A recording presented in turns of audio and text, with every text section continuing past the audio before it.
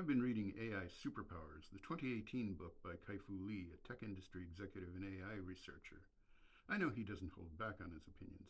I was curious to see which ones he was right about. Broadly speaking, the book misses the mark because his main claim is that neural networks are in an implementation phase and that the Chinese will overwhelm the rest of the world with the resources applied to implementing neural networks in various applications. That hasn't happened. He's also very enthusiastic about the Chinese approach to entrepreneurialism, which I've heard described as ready, fire, aim. I find that a very apt description. He's an excellent explainer of the Chinese approach, but often a bit uncritical. When a new trend takes hold in China's entrepreneurial class, dozens to hundreds of ventures pile into that category.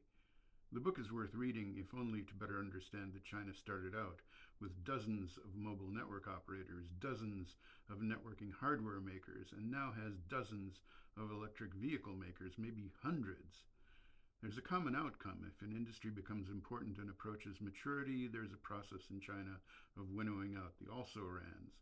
For big industries like telecommunications, gear, and car manufacturing, this will be government guided. He also gives a clear description of the Chinese approach of starting a new product area by copying existing products. Learning by copying is a Chinese cultural tradition, with examples going back to the copying of European clockwork mechanisms.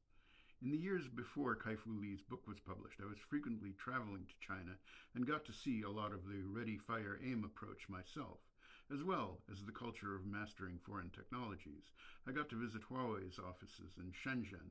They had hundreds of engineers devoted to understanding the specifications and standards of networking infrastructure gear. These engineers were like the clockmakers who carefully and studiously took apart European-made clockworks to understand how they were made. Just as with Huawei's network nodes, those 18th century clocks came to be equal or superior in quality to the European ones and became a Chinese art form. It'll be interesting to see how the rest of the book lines up with current outcomes.